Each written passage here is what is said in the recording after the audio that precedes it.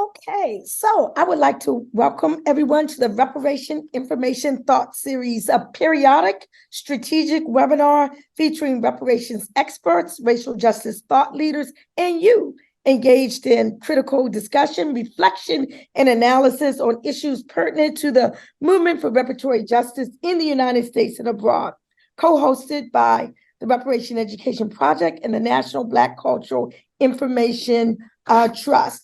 And just to give just a little overview of our fall lineup, we recently had Dr. Cheryl Grills dealing with the issue of reparations from the lens of psychology. Today's session is reparations. What do Black people really want?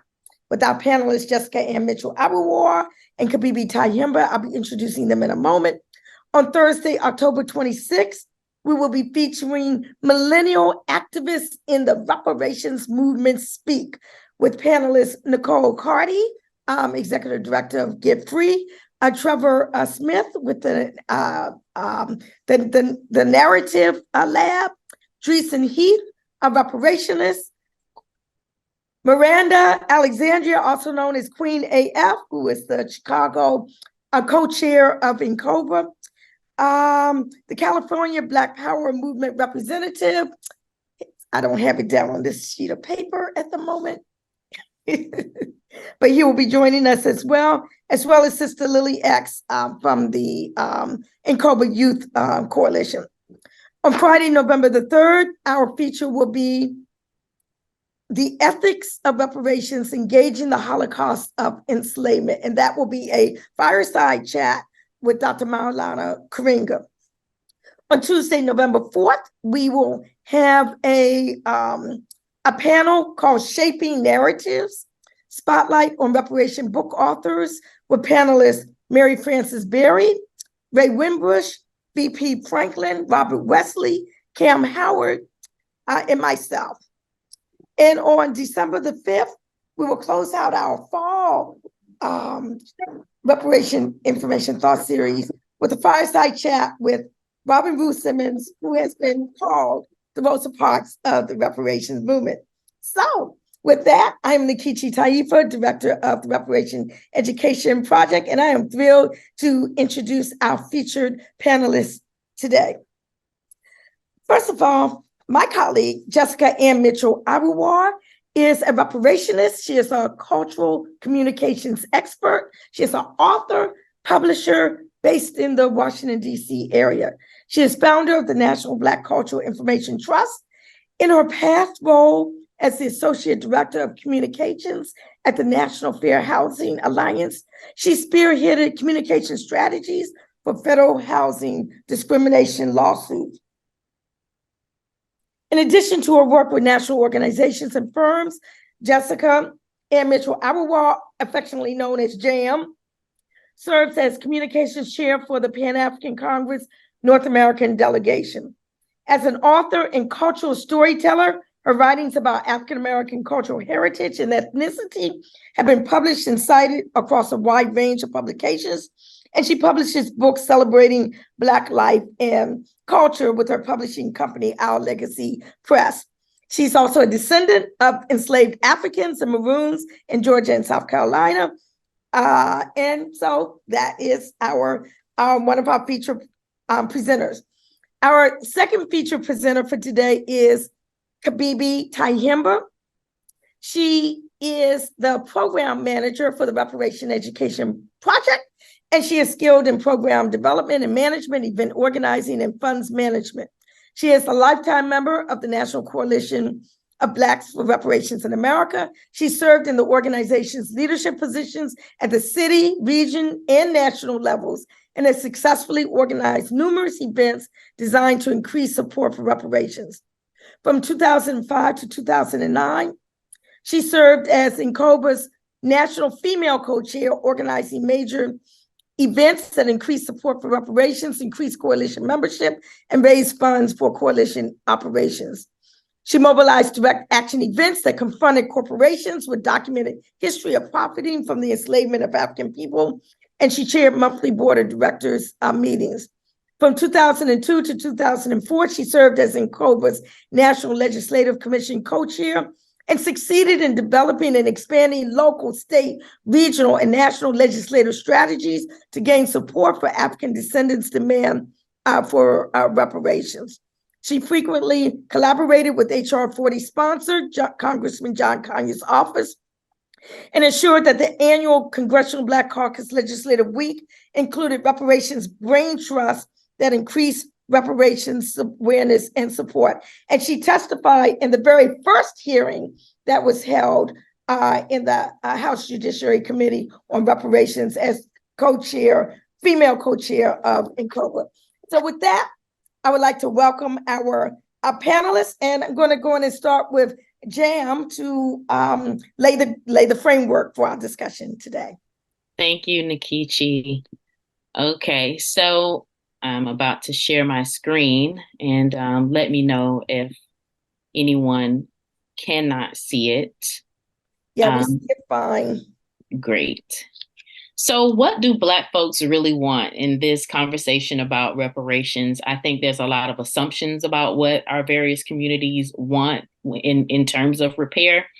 And so we're just going to take a deep dive into some recent polls and surveys about what African Americans want for reparations.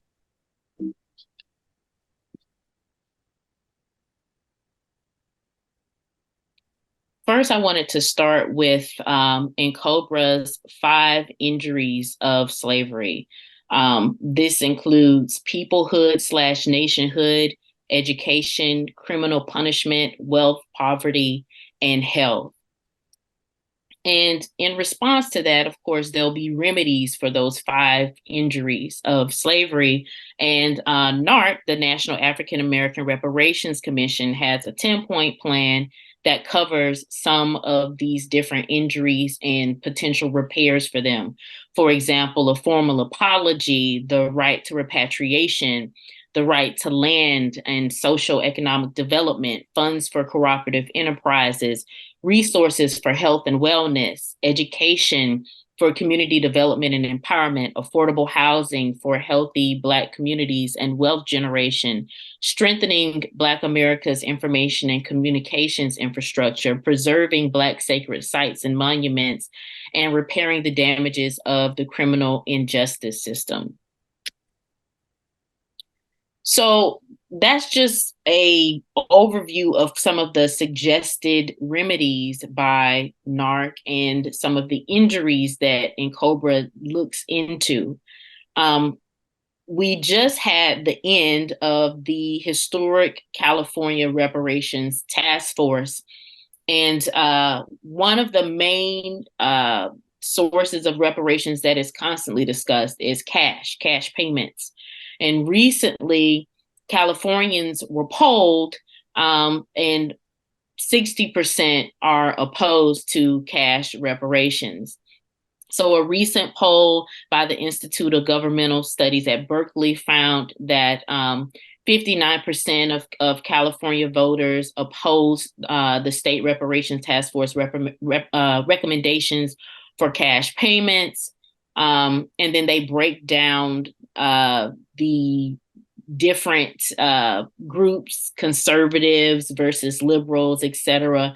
But still, the majority of overall voters are against cash payments. However, Black voters, 76% are still most likely to support and back the idea of cash payments in California. But in 2022, just last year, almost a year ago, over a year ago, the Pew Research Center did a report, and this report was concerning Black Americans' vision for reducing racism. And of course, within that report, it tackled reparations. So the way they did the report is that they did an online study of 3,912 Black U.S. adults the year prior, October 4th through the 17th, 2021. It included single race Black Americans, non-Hispanic, multiracial non-Hispanic, and Black Latinos as well. And so a lot of these respondents were recruited over the phone or by mail to try to ensure that there's a really good random selection of folks to kind of get a really good indicator of what Black America is thinking. So here are some highlights from that report. Black Americans are clear on the challenges they face because of racism. They are clear on the solutions. These range from overhauls of policing practices and the criminal justice system to civic engagement and reparations to descendants of people enslaved in the United States. Most Black Americans say the legacy of slavery affects the position of Black people in the US, either a great deal, 55%, or a fair amount, 30%, and roughly 3/4, 77%, say descendants of people enslaved in the United States should be repaid in some way. Additionally, the report states Black adults who say descendants of the enslaved should be repaid support doing so in different ways. About 8 to 10 say repayment in the forms of educational scholarships, financial assistance for starting a business. That 77% say that. Financial assistance for buying a home, 76%. And then a slightly smaller share, 69%, say cash payments would be extremely or very helpful forms of repayment for descendants of enslaved people. So here, according to the Pew Research Center, among the very top forms of reparations that Black Americans are thinking about is scholarships, business support, home support, and then cash payments come in a little bit later. Additionally, the report states where the responsibility for repayment lies is also clear for Black Americans. Among those who say the descendants of enslaved people should be repaid is 81% say the US federal government should have all or most of the responsibility for repayment. About 3/4, 76% say businesses and banks that profited from slavery should bear all or most of the responsibility for repayment, and roughly 6 in 10 say the same about colleges and universities that benefited from slavery, 63%, and descendants of families who engaged in the slave trade, 60%. So I'm gonna stop sharing my screen. So that's kind of like an overview of where this conversation is going. We have an elevated discussion about reparations happening around the country, specifically in California and some of the other local reparations efforts like in Fulton County, Georgia, in Evanston, and in Illinois, in just various places. The media, I won't go too far in it because I know it comes up in our questions, but it seems like there's a focal point on what reparations should be that is pushed either on social media or in mainstream media, but there's a disconnect between what's pushed in those veins versus what Black Americans are actually saying that we want in terms of repair. So I want to bring Kibibi Tyehimba into this conversation. And I'm just curious, Kibibi, are you surprised by the results from the Pew Research Center that Jessica just went over? Absolutely not. I think that we have to understand, first of all, what surveys do. Surveys help us collect information that can be used positively or negatively to shape a conversation, number one. Number two, it can also provide data for whomever wants to manipulate, if you will, the conversation, gives them a game plan for doing so. So we have to always bear that in mind, because we have a tendency to think about surveys as being objective and reliable for the use of information. But we know the starting point, of course, is the questions that you put forth is going to determine what kind of information you get. I think that it is no accident that if we take time to always put any survey into context, we have to think about what took place prior to the Pew Research Report. And those include in 2019, part of a presidential debate was on the issue of reparations.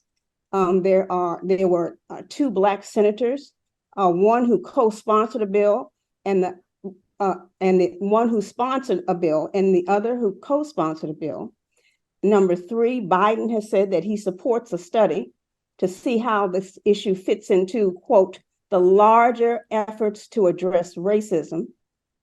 Municipal and state level task force were being established all across the country.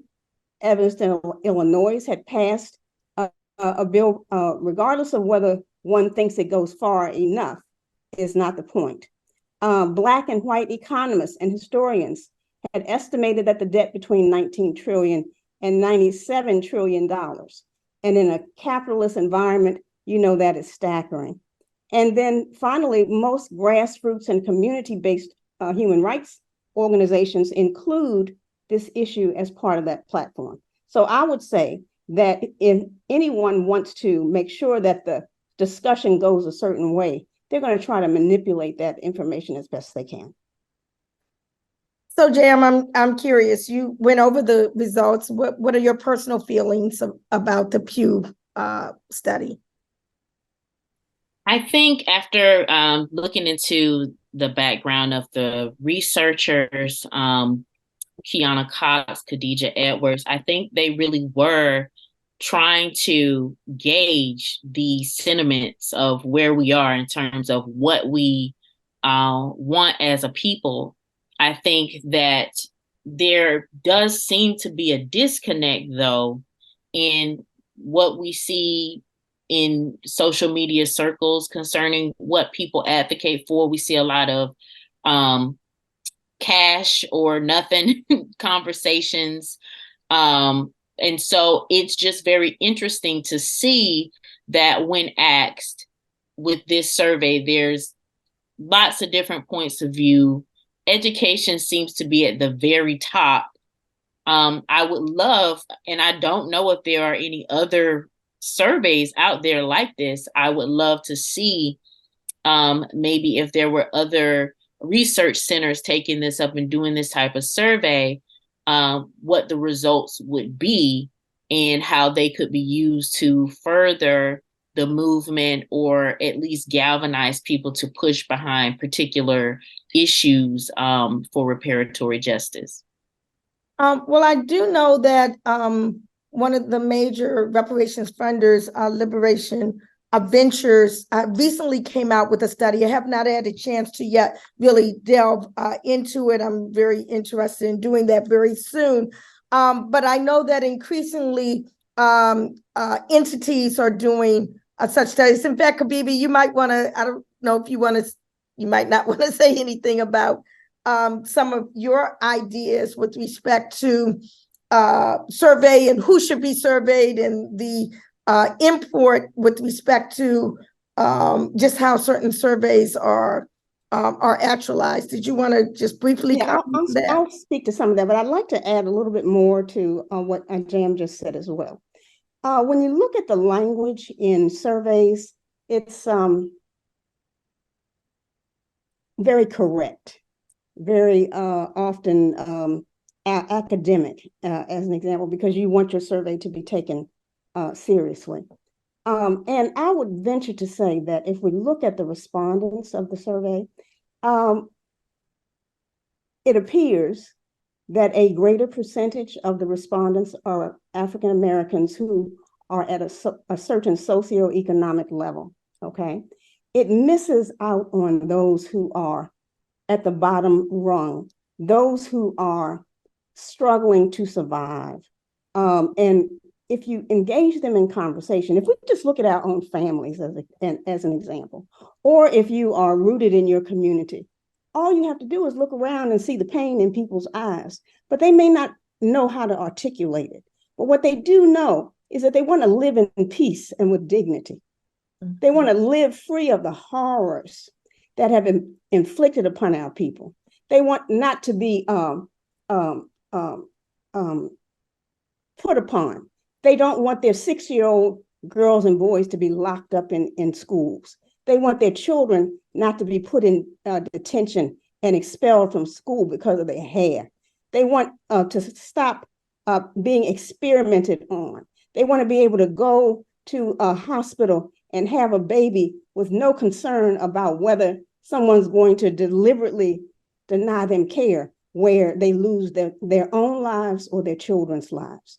They want to be free of overcrowding, unlawful imprisonment, separate and never equal, poor or no health care, inadequate housing, poverty, separated families, profiling, killing, rape, breeding, sterilization, lynching. And we don't get to any of that when we look at these questions. Good point. So that's some food for thought for those who are. I'm sorry for getting emotional about that. No, this is an emotional issue. And the next one I'm going to raise is going to be even more emotional because Jam has gone through what the surveys say, but I'm just curious, in your experience and the experience of the two of you, what do you feel are the top forms of reparations that Black communities discuss or advocate for? And I'm talking about separate and apart from the surveys that we've seen. Do you have any discussion with respect to what do Black folk really want with respect to reparations? Who wants to start? Yeah, you want to go first? You can go ahead. I'd love to hear what you think. I'll take it. I can understand the issue of education. I think first and foremost, we need to look at the criminal justice system because that plagues our lives every day. That shows whether we can walk down the street without being arrested. That shows, depending on what state you live in, whether someone's going to come through and tase you for no reason at all. That determines whether you can walk the streets without somebody thinking you're getting ready to break in their house, and all of a sudden you end up dead. That's what allowed you to go jogging without 3 crazy people riding up on you and killing you for no reason because they think you're trying to break into somebody's house. So criminal justice is certainly important. The next one is education, but not just getting a scholarship. We need an education system that can capture the genius of our children, that can make them proud of themselves and want to learn, that shows them that they are worthy and that they are not the criminals that this country tries to make them. But how do you do that? And a scholarship is not just going to do that. If we got scholarships to go to some of the Ivy League schools, I'm afraid for the people that come out of there because they're not committed to us. If we look at sending our children to private elementary and secondary schools, when those children come out of there, sometimes they're so damaged, they aren't not only good for us, but they are so traumatized, they're no longer good for themselves, and they need counseling. So we have to be careful of what we mean when we talk about education. Surely healthcare is important because we have data to show with epigenetics that there are traumas that impact our community more so than anyone else because it passes from generation to generation. And surely the impact of enslavement and Jim Crow and the racism that we've continued to experience affects our health. It is the reason why we have, in my opinion, high incidences of prostate cancer amongst our men, high incidences of I said prostate cancer for men, high incidences of breast cancer for women. We can continue to go down the line. The next one, I've spoken to education, criminal justice, and healthcare. I think that those are the most important ones. Okay, Jam.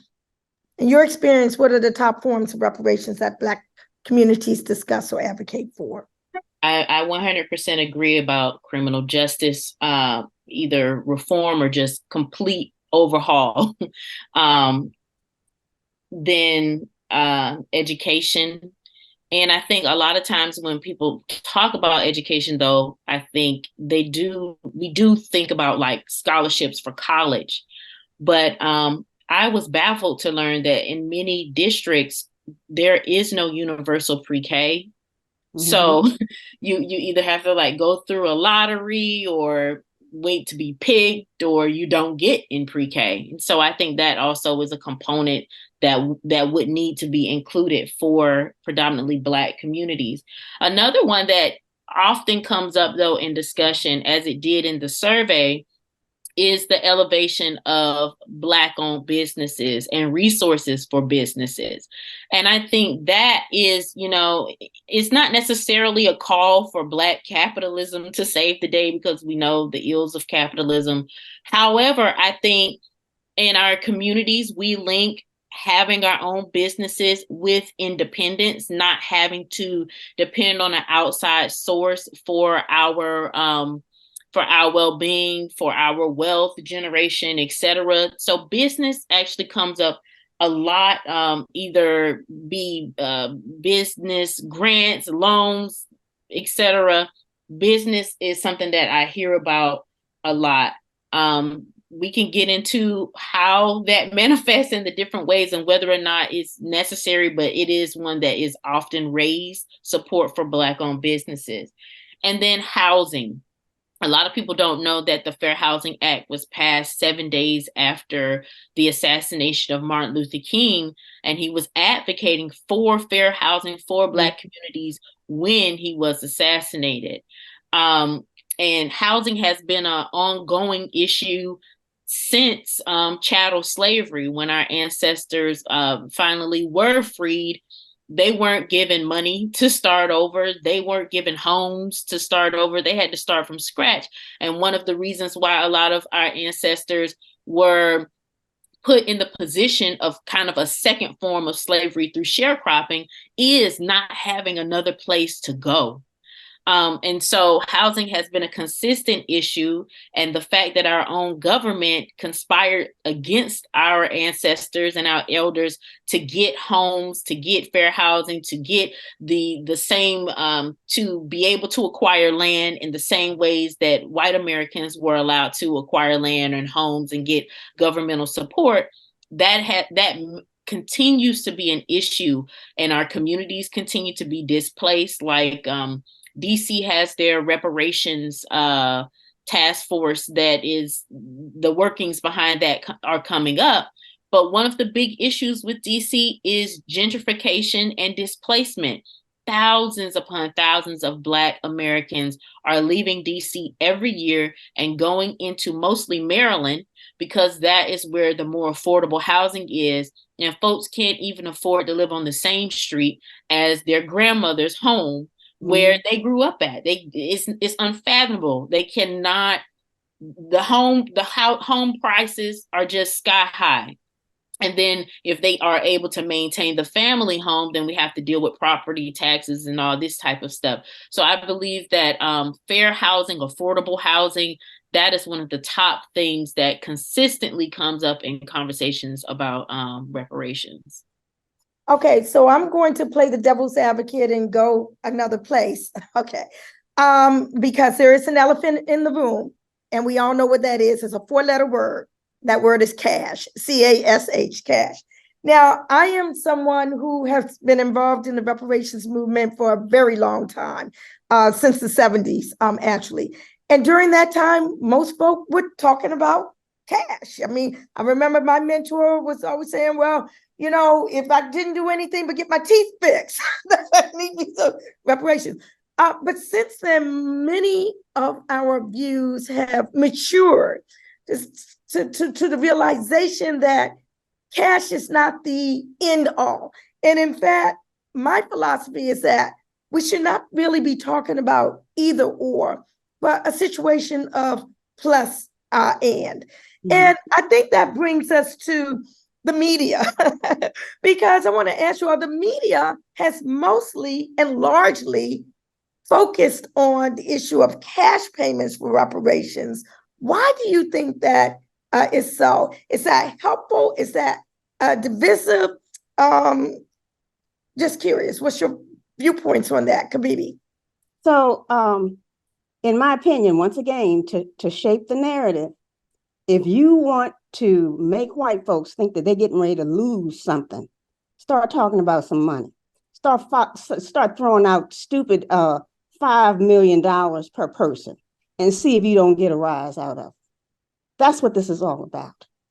We need to, I agree with you, have the issues that we spoke about earlier that fit into injury area categories, along with a cash settlement, which was included when the Japanese American reparations bill was passed as well. And that can happen with us. Unfortunately, however, even African Americans take the position that that should not take place, as if Black folk at various levels of our population don't have sense enough to take care of their own money. And that's disturbing, okay? Meanwhile, if you get in a car accident and you get a cash settlement, nobody tries to legislate how you use that money, but we are always assuming that Black people are incapable. But there is never any discussion, if we were to move forward, with including as a component in a reparation settlement, some sort of counseling to assist people with how to create a multi-generational wealth, establishing trust, investing, whatever. Even looking at a mortgage, everybody isn't in a position, nor do they want to own a home. So what are the alternatives for housing? All of those things have to be considered. And yes, I think that with this conversation about cash, first and foremost, I do believe there has to be an overhaul, a system change, because you can have money and still go through the trials and tribulations of the vestiges of chattel slavery. And so I think that cash is a component that I definitely do want, but it has to be in tandem with the system change. But to go to your question about media, I've been tracking the media that's been coming out of California.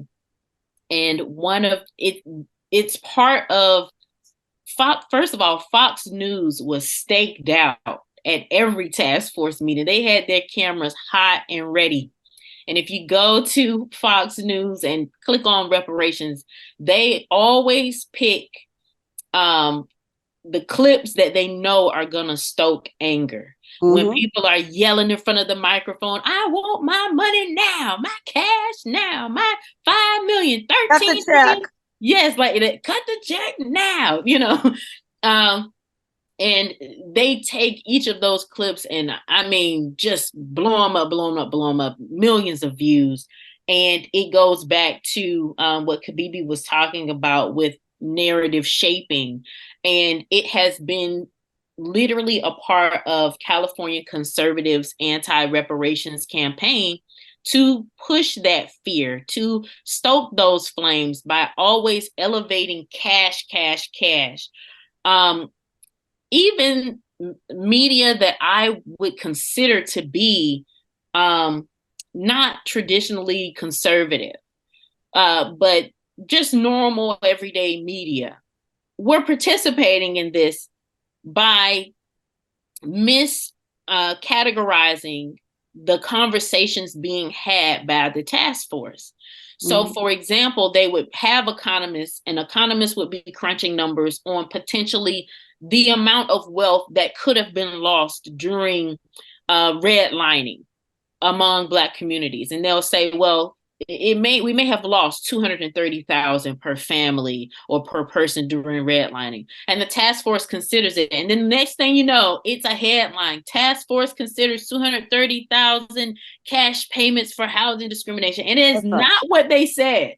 That is not what they said, even though they're not against cash payments, but media was obsessed with it because they knew they were going to get more clicks, because it did anger people. And then it shaped this narrative that people were just in it for the money and not about the tragedy that happened to our ancestors and the harms that continue to happen to our community. So it's used to divert the conversation and move us further away from the humanizing core narrative, the reason why we're there in the first place.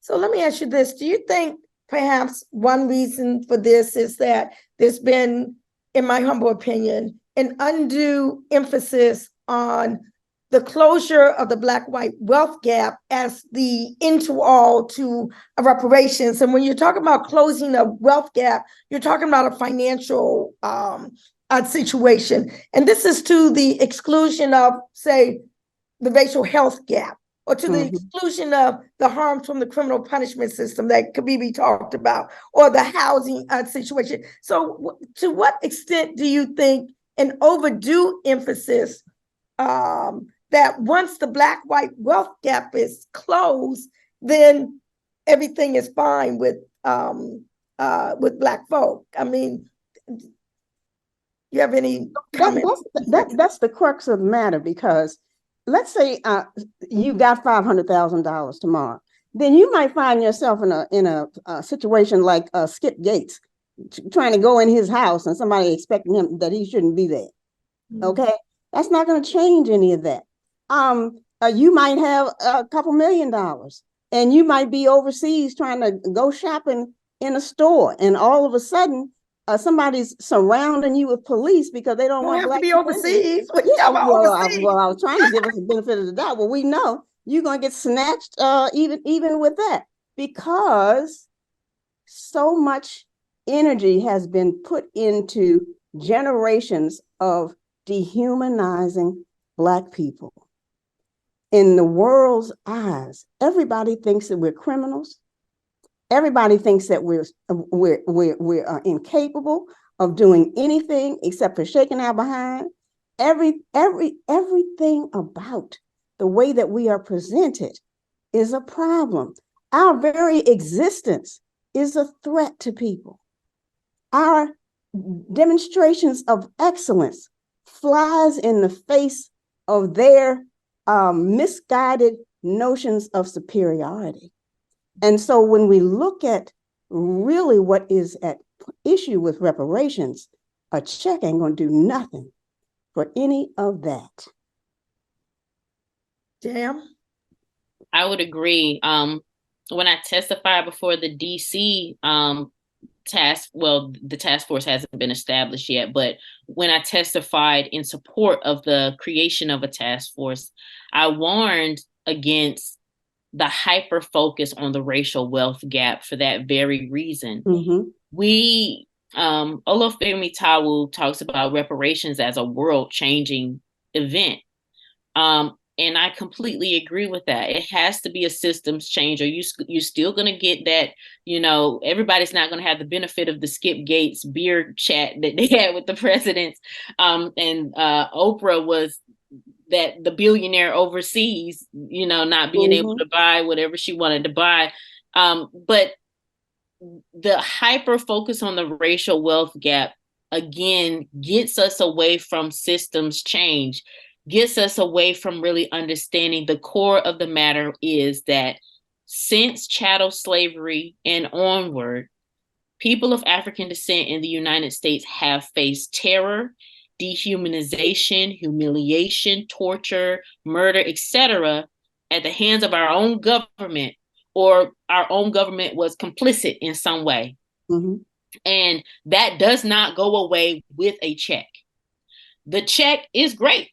I want a check. I would love a check tomorrow. I think it would help solve some problems, remedy some issues, but the overall societal issues would still be there, which makes me believe that even with a cash payment tomorrow, there would just be something else that develops within this same system of harm to render that useless in some way to our communities. That's right. That's right. So like it's a constant conversation. When Black folks get something, the rules change. That's right. And so we have to be careful and understand that this has to be more than about the money. It has to be a really strategic process about the overall system that has been dehumanizing us. Mm-hmm. So you all might have already addressed this, but I'll ask a question anyway. Based on your expertise, what forms of reparations would make the biggest impact on our communities? Was that an S on that word, form, or just one? It wasn't an S, but it should there was be. an S. Oh, okay. It was an S. Yes. So I'll just reiterate: criminal justice, education, and health. Okay. So there are people who say that they want reparations, basically what you just said, Kibibi, in the form of education, housing, or policy changes. Concretely, what do you think that would look like? And I want to add in criminal punishment system as well. What would that, and I'm going to add in health. Well, actually, let me just do with it with respect to the 5 injury areas that we developed in COBRA 30 years ago: peoplehood, nationhood, education, criminal punishment, wealth, poverty, and health. Just what would that actually look like? How do those injury areas connect with the various forms of reparations? Jam, you want to start? I want to hear what Kibibi has to say first. Okay. Trying to see if I'm a clown again. Well, with the education one as an example, my children were the first generation of students in independent schools. Well, please explain what independent schools are. Independent Black institutions, schools that were developed in our communities, and our curriculum was grounded in African culture and African American culture. So they were the first generation of that. My grandson is presently in an independent school, and we will find a way to make sure that that tuition is paid so that he never has to end up in a public school system or a private school system or anywhere where the teachers do not look like us, or nor do they value our children. So that would be one thing. I think that we have to have the ability to create systems where the curriculums serve us. Okay, how do you capture our children's genius and guide it so that it can benefit us? How do we fully fund? Because I can't remember how many millions, possibly billions of dollars have been shorted for HBCUs, when we know full well that HBCUs are the ones that have produced our greatest minds, and in every area of our lives. We know that we need that so that there is a commitment to create structures that will benefit those who are coming behind us. And we're not going to get that in white environments. So that's what I see the education piece looking like. What is this? Teach for America or something like that. Most of those children, most of those young adults coming through that are white. Okay, they don't know anything about our children. They might want to help, but they don't see our children the same way that they see their own children. They might not even want to touch them, depending on what they look like. You know, I'm just speaking to what I have observed myself. That's not what we need in our community. Before, whatever the woman's name is that showed up with No Child Left Behind, whatever that Asian woman's name was, I can't remember her name right now. Maybe she was the chancellor for the education system for DC.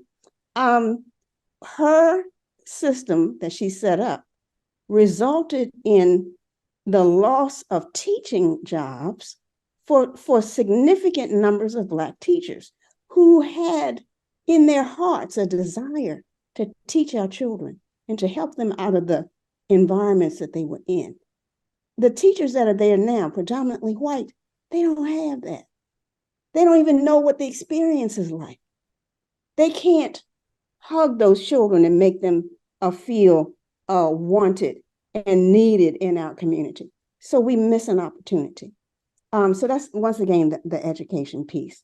With the healthcare, my daughter, when she had her baby, she had a doula.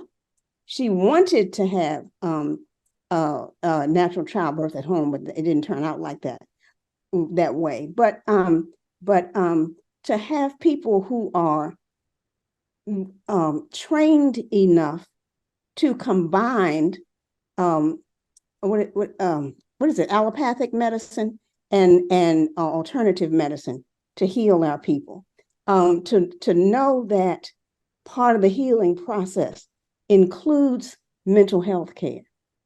Okay, that determines whether the health care that you receive benefits you, because often we have suppressed trauma to the point where we don't know why diseases have gotten to a point where they're running rampant in our communities. With respect to criminal justice, you know better than I do that the whole system probably needs to be rebuilt, but we get bogged down in conversations of what that means. I remember when Black Lives Matter talked about defunding the police. That was not helpful. There was some validity to a lot of it, but it was not helpful the way that the media grabbed hold of it and manipulated the conversation. Thank you, Kibibi. Jam? Just to add to that, I think that the way, I'm not exactly sure how it would look, but there has to be a way to streamline free and affordable housing or home ownership for predominantly Black communities. And so I think that within how these different forms of reparatory justice would look, some type of mechanism for housing that makes it either free or affordable, and that also includes land back for the thousands of Black families that have lost land due to illegal means and legal means that were endorsed by our governments, local and nationally. I know that which is the congressman from South Carolina has a bill that he was pursuing for Black soldiers and the families of Black soldiers that didn't get the benefits of the GI Bill. So that would be included in whatever mechanism is for housing and land, those benefits that were denied that they should have received.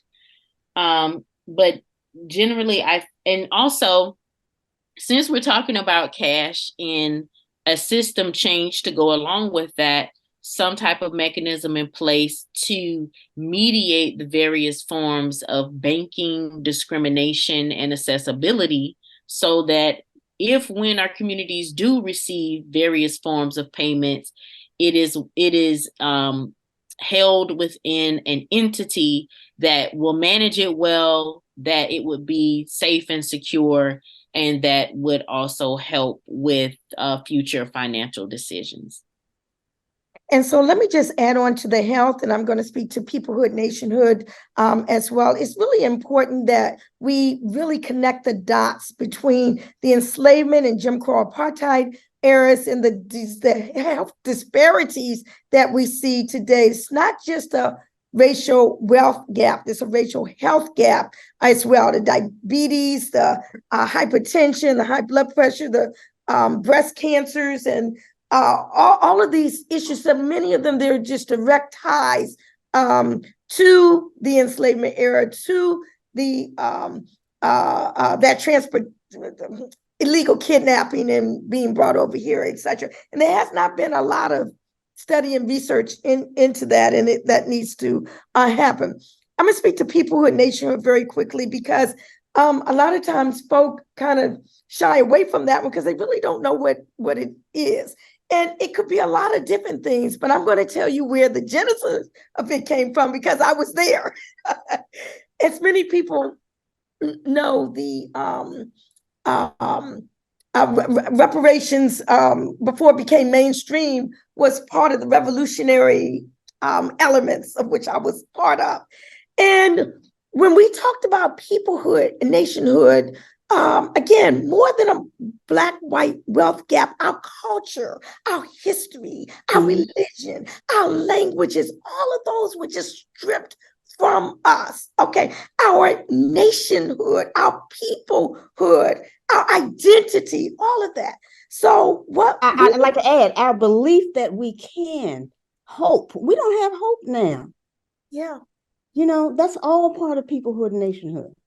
It is, absolutely. And then part and parcel, the remedy to that is the right to self-determination. And in the international sphere, that right to self-determination after the enslavement era should have been our province, but it was not. We had the right to repatriate back to Africa, those of us who wanted to, but not be required to swim in the ocean naked, but with reparations to help us get back into the African personality that had been snatched to us from us. The right to go to somewhere else. Haiti was independent, to one of the islands. And we have family members in all of these places, and people were just dropped off at different places. There was this movement back and forth. So we had the right to go somewhere else. We had the right to accept the U.S. offer of citizenship in this country with the 14th Amendment and strive to make a multiracial democracy real. And it appears as if that option seems in most of our minds to be the only option out there in terms of our peoplehood or in terms of our right to self-determination. But there was another one, and that was the right to negotiate with the native peoples in this land and establish an independent Black nation state on this soil, again, with reparations to effectuate that, similar to the state of Israel that received reparation after the Jewish Holocaust. So that was what the genesis of the people nationhood concept was. And I just want to heed everyone to not presume that everybody wants to join the white ethnocentric nation that came up on this soil. Empire. Want to be empire. You got it. Some people do want to repatriate. Some people do want to go somewhere. Some people do want to establish nationhood. And then those who want to, which is probably the majority of us, to strive to make this multiracial democracy, there must be changes in policies and practices. There must be systems change to effectuate that. So I'm going to ask one last question, and then we're going to open it up to Q&A from the audience. We have a couple of questions already in the Q&A. So if you have a question or comment for our panelists, now is the time to put that in the chat. But the last question I want to ask is, what's missing, if anything, from this conversation about reparations? Are we focusing on the wrong things? Are we too limited in our thinking? Are we too broad in our thinking? What do you think, what, if anything, might be missing from this conversation? Who wants to start it off? So go ahead, Jane. I was just going to say that I think that we began to touch on what I often think is missing, which is bringing back the human element, the humanity element to the conversation. We get into talking about numbers and figures and stuff, and I just kind of, not that it's not necessary, I just feel like we end up losing the whole purpose of why we're here. And that is because of the harm that was done and continues to be done. And now we're here to remedy that. And another thing that I think is often missing is For some folks, the focus is just chattel slavery, which we know it has to be more than chattel slavery. It has to be the vestiges. For some folks, the focus is just to now. What can we get right now? What can we do right now towards reparations in our communities? But for me, what's often missing is the future element. Reparations for me is not just about the past. It's not just about right now. It's about the future of Black America and the future of the Pan-African world. And that is something that I think is often missing in these discussions, because when we have these calculations, when we have conversations and reports, I want to know what we can do in reparatory justice that is not going to only end the harm, but make sure it never happens again. And really make sure that there is a safeguard for our community's diaspora as a whole. Thank you, Jam. Kibibi? A primary thing that I think we need to make sure that we keep in the forefront is that the demand for reparations was and is a morally just demand. And failure to root our efforts in this way allows it to be easily co-opted. So that's an important piece for me. Otherwise, you get into situations where we see now, where there are all these task force bills coming into play. And really, if you take a look at them, all they are is putting forth the kinds of social services that a government ought to be doing anyway.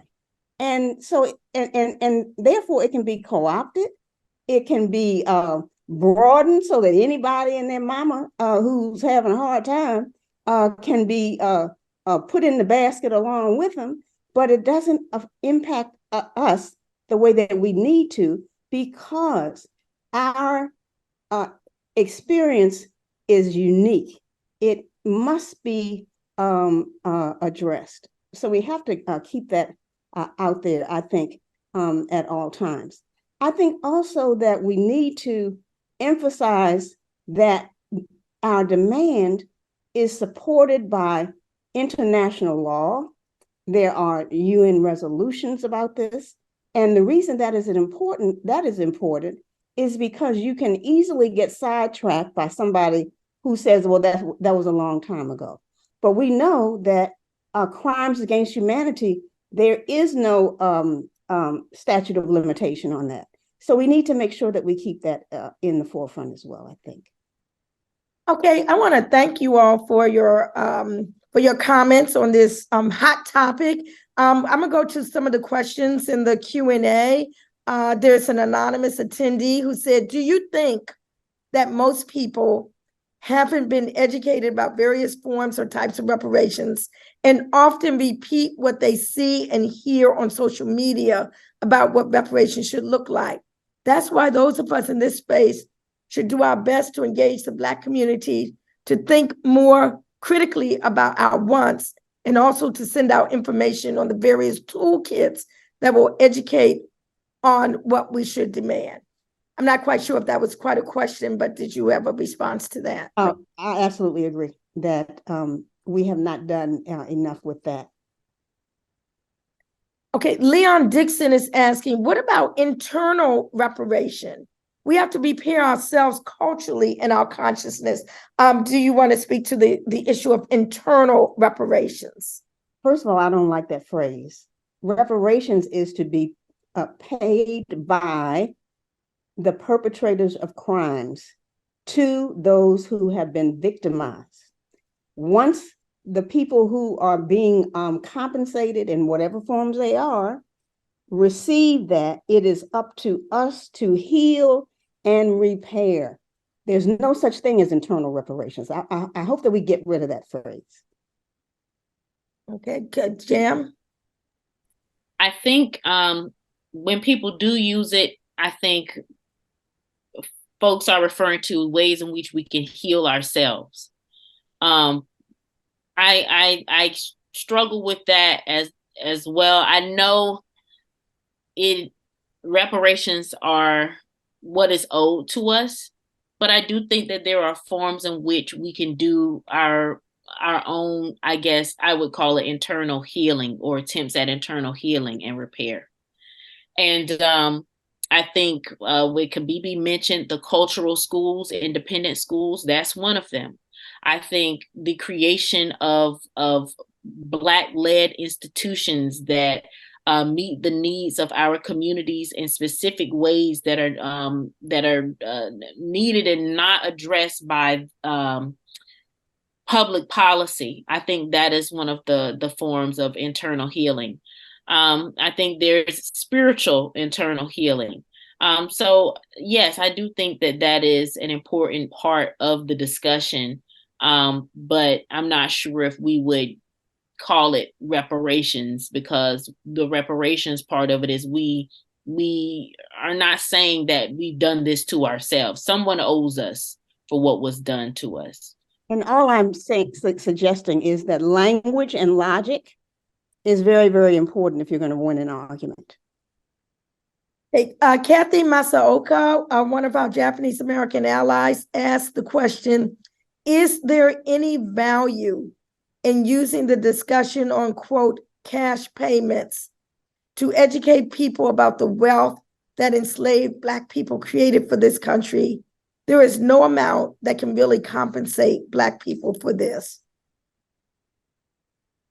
I think there's certainly a use for it, because we know that in a capitalist environment, that's what you can use it as a hook. But once you get them in the door, you have to really do a substantive job with expanding the discussion so that they know that a check alone is not going to take care of what needs to be done. Okay, so we have another anonymous attendee who's asking, how do we ensure that reparations are an essential part of the next presidential election / campaign debates? It feels like the time is now for repair, and we need to elevate this conversation at the federal level more.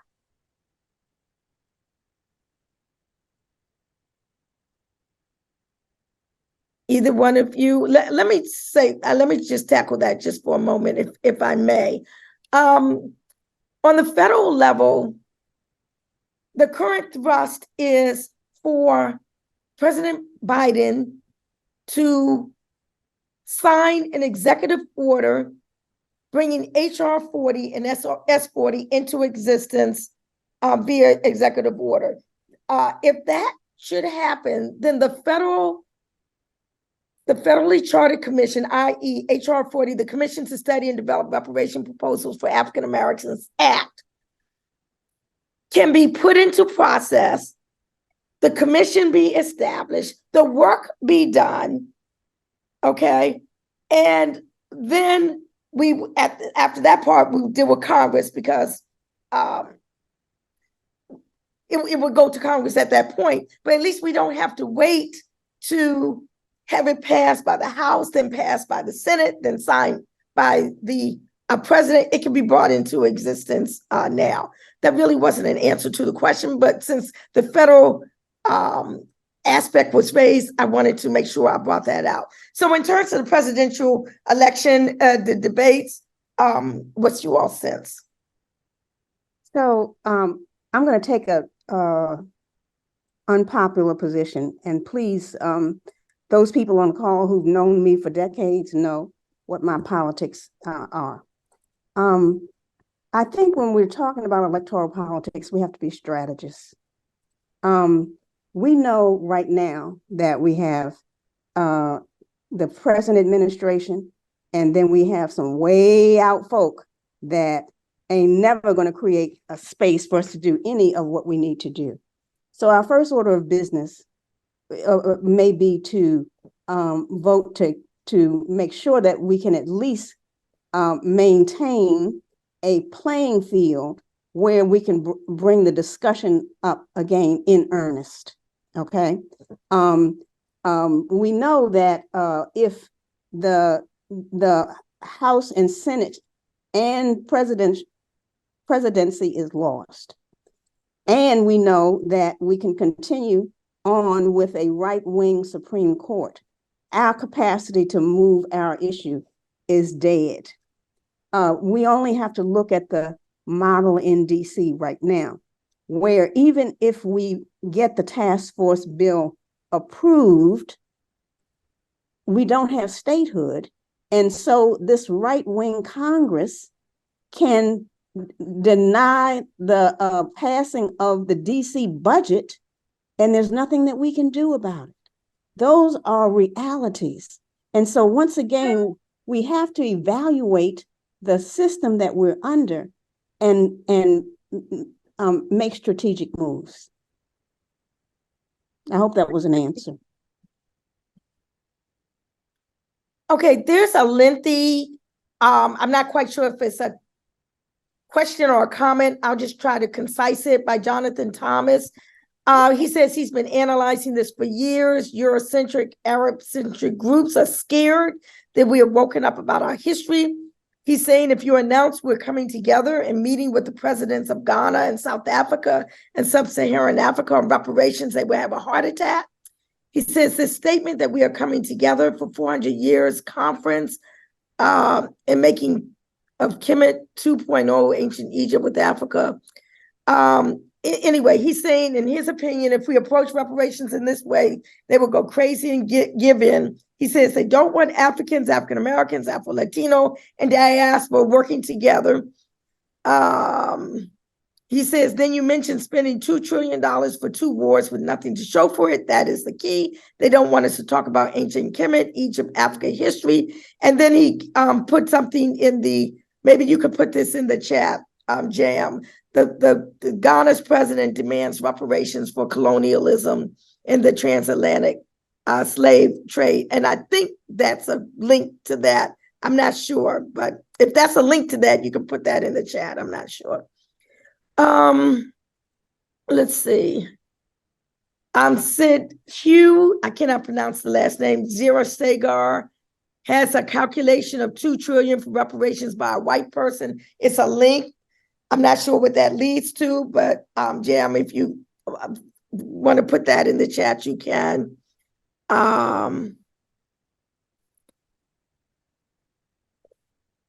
Okay. There's an anonymous attendee who asks, how do we counter the efforts of specious groups? I won't name the ones he mentioned, but he says whose agenda isn't really reparations at all. Does anyone want to speak to that? Yeah, I think how we counter groups that are co-opting different segments of the movement or are not really for reparations is doing the things that we're doing right now, having our public discussions, leading conversations, introducing people to information they may have not encountered before, and showcasing our various perspectives. So I think that we just do what we continue to do, educate others, create a space for people to learn and grow and share ideas. I agree. We can't hear you. Have you seen the question by Christine Wyatt? Yeah, I was looking at that now, and I think she said she thought it was answered, but I'm not sure if it was. So I'm going to go on and raise it. She's saying, Christine Wyatt, what do you say to those who claim that trying to morally appeal to our oppressors, these oppressive systems, will always be a dead end? How do we navigate the anti-Blackness, racism, and neglect of our system, and how it impacts the people who have the power? How do we approach edifying a systems change energy/mindset in this country, locally and federally? Educating and building a critical mass so that those issues are in the hearts and minds of our people. We speak that truth wherever we are, and eventually, I think that regardless of whether you change minds, you can, if you're properly organized and you build that critical mass, there at least you can back up the opposition, I think, which is what we essentially did during the civil rights movement as well. Okay, I'm going to give you all the opportunity to make some closing remarks. But before you do, I just want to one more time go over our fall, the remainder of our fall lineup. And I think one of them is in the chat, the next one in terms of the registration for it. But the Reparation Information Thought Series, the next one is Thursday, October 26th, 7 to 8:30 p.m. Eastern Time. Millennial activists in the reparations movement speak with panelists Nicole Carty, Trevor Smith, Dreesen Heath, Queen AF, Sister Lily X, and a representative from the California Black Power movement. Friday, November 3rd, it will be a fireside chat with Dr. Maulana Karinga. The topic is the ethics of reparations, engaging the Holocaust of enslavement. On Tuesday, November 14th, the topic will be Shaping Narrative Spotlight on Reparation Book Authors with panelists Mary Frances Berry, Ray Wimbush, B.P. Franklin, Robert Wesley, Cam Howard, and myself, Nikichi Tyehimba. And on December the 5th, it will be a fireside chat with former Alderman Robert Moo Simmons, who has been called the Rosa Parks of the reparations movement.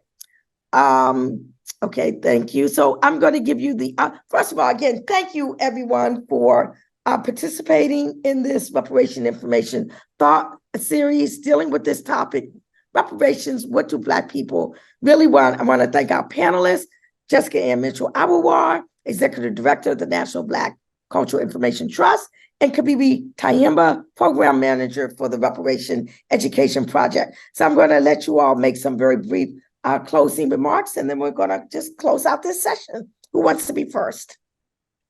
I'd like to encourage us to think of the discussion about reparations. First of all, is the admission of the harm.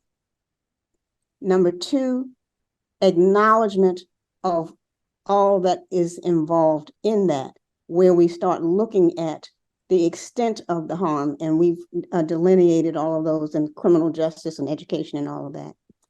It must also include an apology. It should also include restitution. And the most important thing along with all of that is the change in systems and institutions which allow these injustices to take place anyway, and which are continuing to plague our lives today.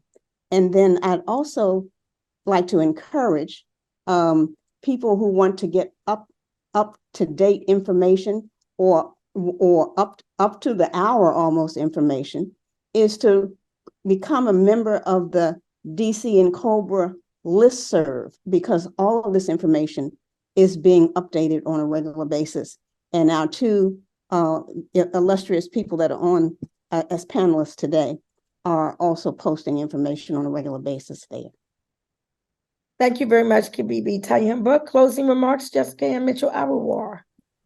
Thank you. I don't have much left to add to that other than when we have our conversations about reparations, I encourage everyone to remember the human element, remember what we are here for, remember the purpose of the conversation, remember that it's for the past, it's for now, and it's for the future.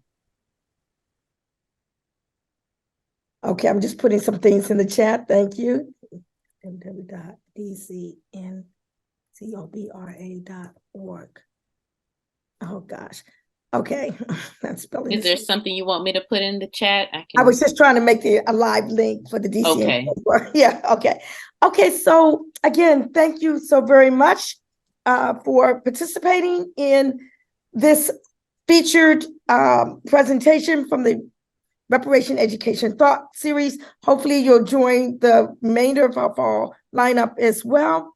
And again, thank you so very much. And reparations now. Reparations now. Reparations now. Let me just say, hot topic, loads of people on this webinar. We will have the recording available for everyone who registered. So be on the lookout, as well as all the recordings of the Reparation Information Thought Series. Thank you so much, Nkechi. Thanks, everyone. Good night.